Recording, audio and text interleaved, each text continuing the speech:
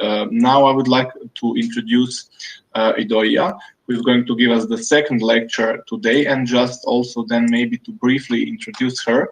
She is the president of Odisseia. It is the Observatory of Social and Ethical Impact of Artificial Intelligence, and she is from Spain. So Idoia, please, the microphone is yours. Okay, thank you very much to everyone that are listening to us, and thank you very much, Emmanuel, for your great lecture. I don't know, I agree with almost everything that you have done. We have been talking about this many times. You know, I really think that this approach of cultural AI is like the right thing to do in terms of ethics and AI. So let's see if I can give some more points to this debate. I'm going to be sharing my screen now. Yes. Yeah. Okay, let's see if I can share my screen.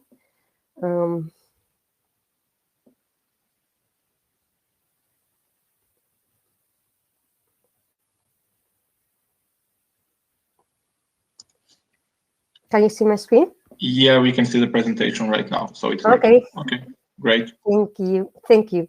Okay, let's start. As Emmanuel was saying, there are actually nowadays more than 1,000 approaches around the world to create this international code of ethics for AI. So this means a lot. I'm going to be repeating myself, and just to give you some more things, these cultural differences. We think that are like that are real, and we shouldn't be, as it has been shown in these different approaches to code of ethics, really trying to do these different approaches to code of ethics of AI, and also with experiments that just Emmanuel were showing also about, for example, the moral machine of the MIT. It has shown how this these cultural approaches are, I mean, there is a need of maintaining the different cultural characteristics of each one of the countries in order to approach this ethics of AI. Why? Because it is important to think a little bit more about this, because AI is about, in a simple way, of making decisions. Just think about yourself making a decision. I'm sure that maybe you have different approaches to the different decisions that I can have here in Spain, or maybe another person could have in Germany, or in the other part of the world, in China, or in Russia, or in the different places that you are in. And it's not only about this, it's also about the perceptions of that decision. So these perceptions, and Emmanuel had been talking about this, is also important. Each one of us, even inside of the same culture, could have different points of view about something.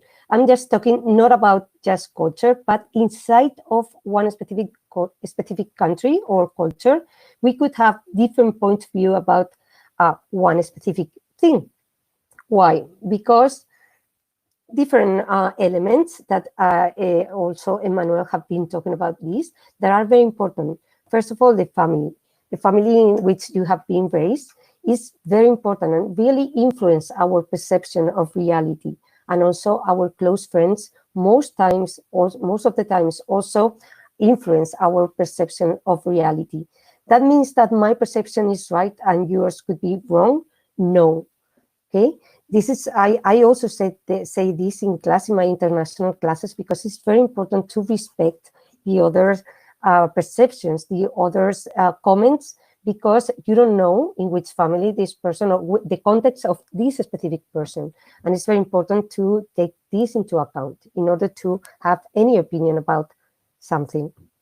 Also, of course, the cultural and geographical influence is another layer that we should be taking into account. Also, the religion influence, that is also could be part of the cultural influence, and also the context in time influence. This part is also very important because, as you know, maybe some things that today we could consider ethical, like 100 years ago, was not ethical.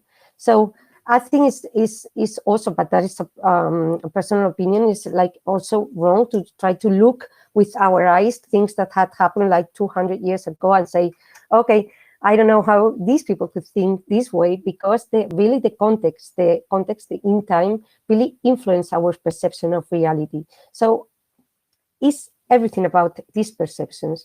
Let's try to think a little bit more about this. It is a fact that now, and also in the West, we really are quite influenced by the different science fiction movies and the science fiction literature that we have. We have these movies of Western movies like Terminator, for example, Ex Machina, I, Robot, in which this technology is being looked as something that something that is bad for humans, or could be like not only bad, but it could maybe they will overcome humanity of this or these kind of things. We have a kind of in our society in the West, here in Europe and here in Spain, I can be talking about also the perception of this technology here in Spain. We have this. There are many people, even professionals inside of companies. They look at AI, really thinking that about that they are going to be taking over humanity or substituting these humans at work. And they are very afraid in their works that this AI technology is going to be substituting their places or in their respective jobs. There are many people very scared about this.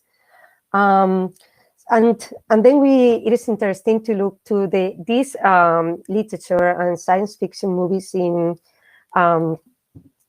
for example, in China and Japan and this part of the world, in which they are totally different. They have seen robots and AI like differently in their science fiction movies and literature.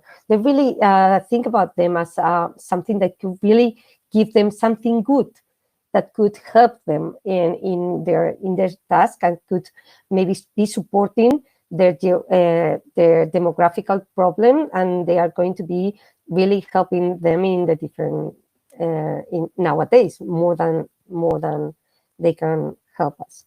Why we are thinking about this? Because why do we think about ethics? Why do we think about as much about ethics when talking about the artificial intelligence, when we haven't talked that much about ethics in the previous technologies that we had, like the big impact technologies that we had? For example, even with the internet, we didn't talk that much about the ethics that we are talking. That is good.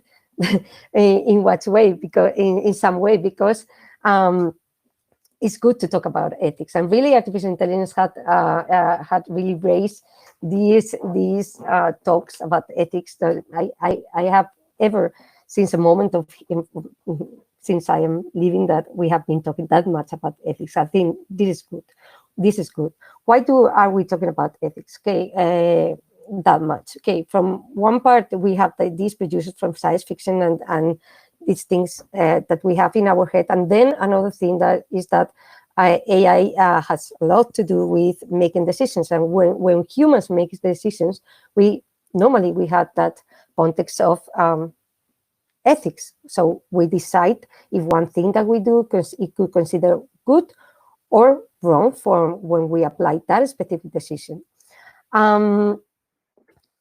In any case, we know that we are. Why are we really doing this? Trying to do like a big when thinking about ethics of AI. Why are we? And we also sum up this element that we need to talk about ethics of AI, and we also need to. We also have this kind of global village, and in which we are talking with the internet, and we really need to think globally in everything that we do. So we really try hard, as we were saying at the beginning, to create this international code of ethics of artificial intelligence. When in this different code of ethics, when trying to do this effort to create this big to this like international code of ethics for AI. I see one common elements in most of the code of ethics.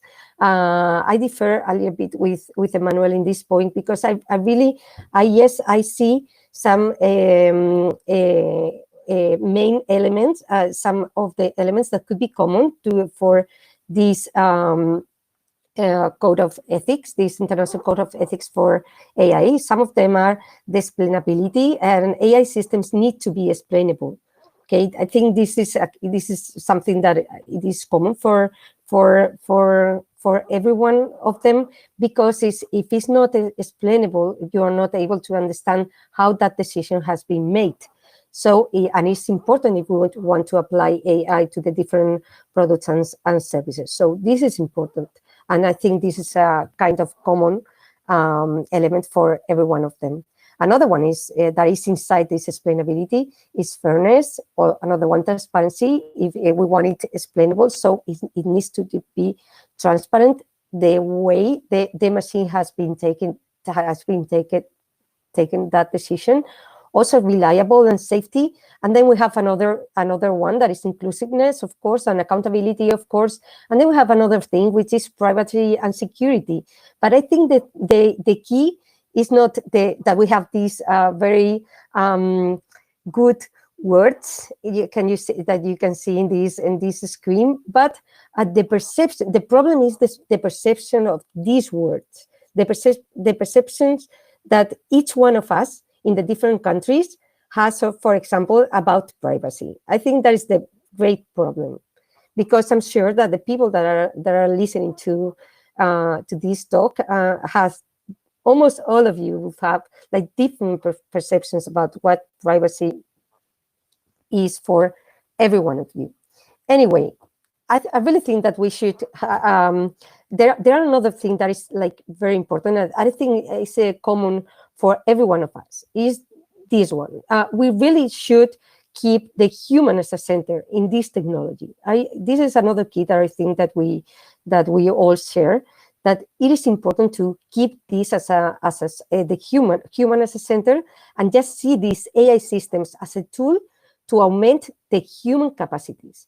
And if we see it like this, there is a not. I think we shouldn't be keep looking for this international code of ethics of these kind of things, but we have to go back and keep thinking about the ethics of humans, the ones the ethical codes that we have in any culture, and maintaining these ethics. We do not like try to look a lot about this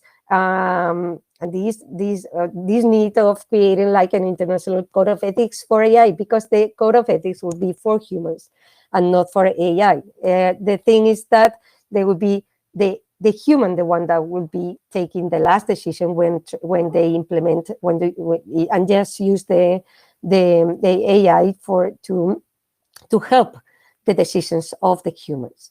That here you have a sentence that I repeat a lot. The danger is not in the technology itself, in the AI. The danger is not on the AI making decisions, but we still have this problem, which could be a problem. But the danger is still in the humans using AI to make their decisions.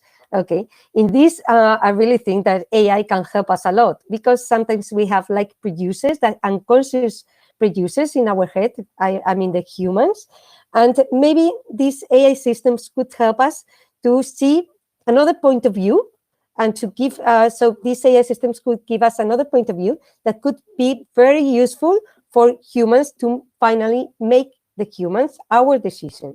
So I really see that really these AI systems could give us like very good perspective to complement the decisions of humans, our decisions.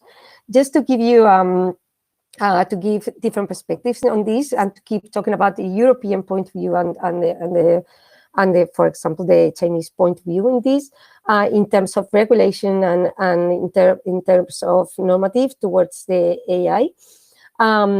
here in Europe, we know that we really need to invest much more in AI. We really want to keep going with this technology and really want to improve in this technology in all our industries and in our societies. Really, AI could be great for humanity. I really believe so. We really need to keep going and promoting this technology. We shouldn't be stopping this technology, but we have to promote this technology from a responsible point of view.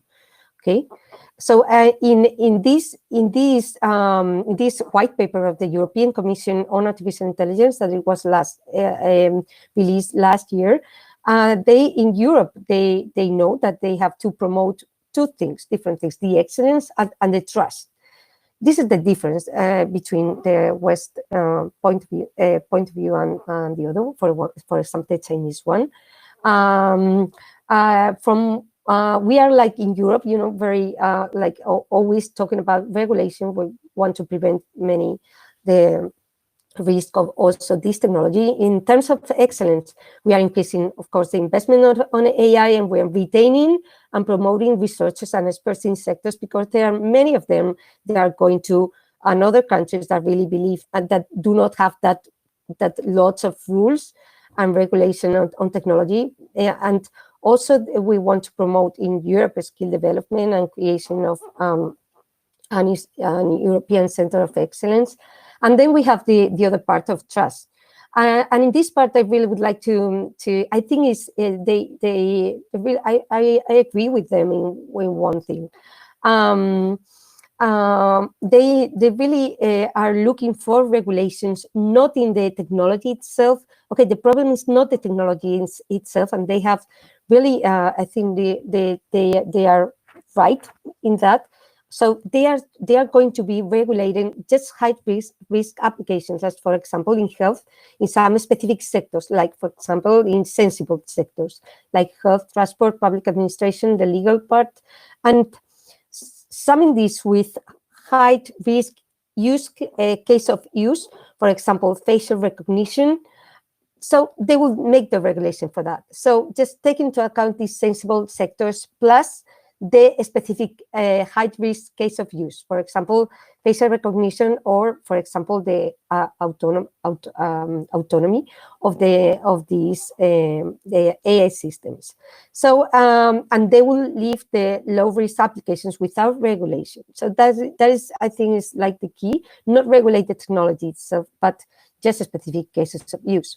In the communist in China, for example, just to give, this is not as easy, but just to give a tip for this, they know that they have like a great, they have a lot of investment in artificial intelligence. They really believe in the need of this technology, so they are like doing a lot of they are investing a lot in this technology. They have one initiative called New Generation Artificial Intelligence Development Plant, whom also are doing some specific effort to do a lot of research in this. Being they are trying to get talent from all over the world just to go over there and keep investigating and keep doing applications with AI.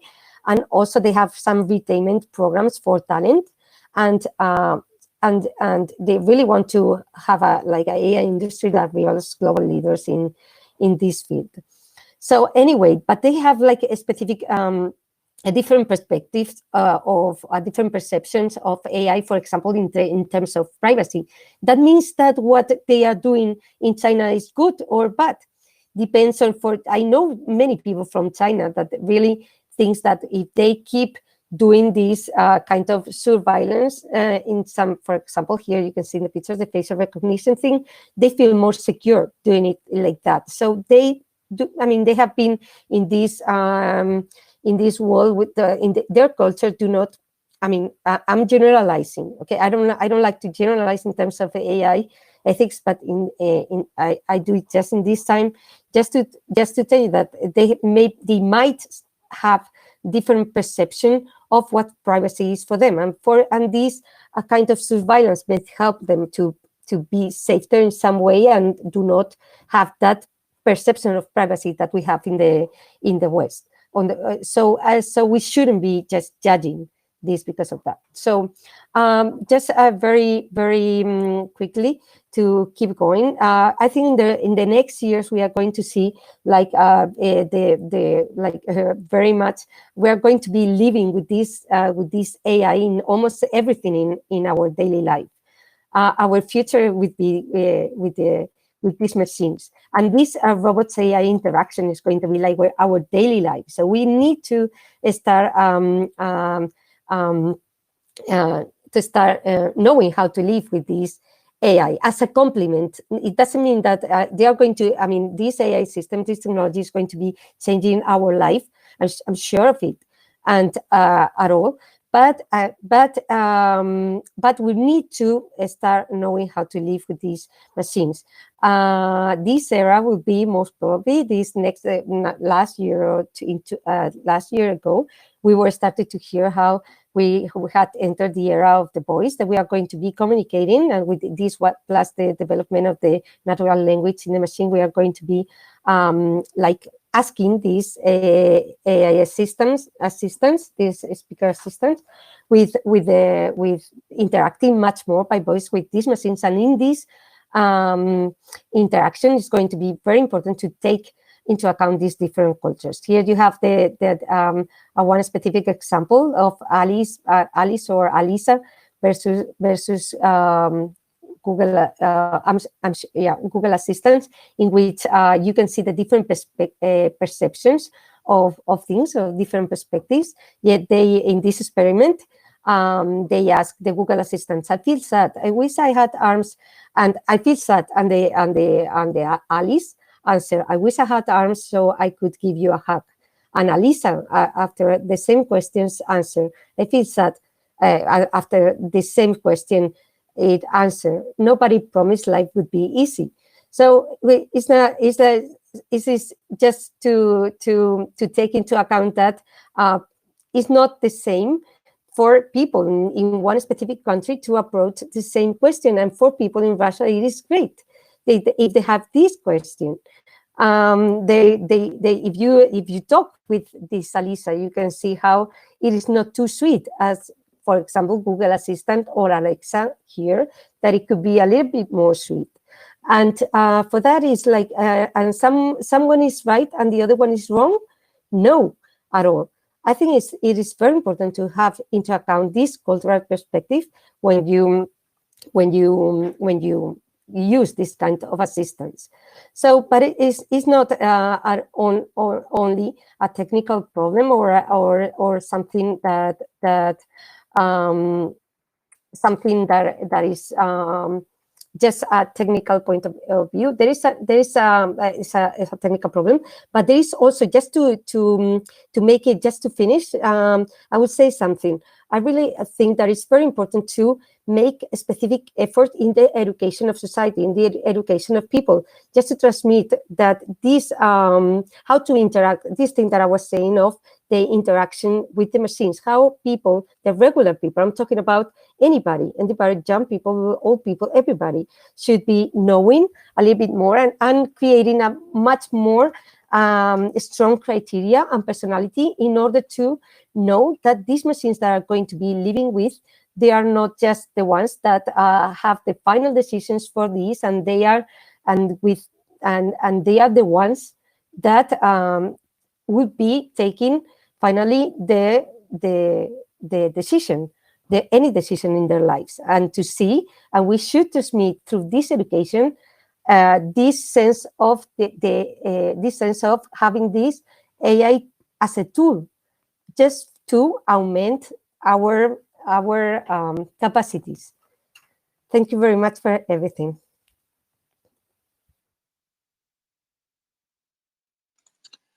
Great. Thank you very much for the presentation.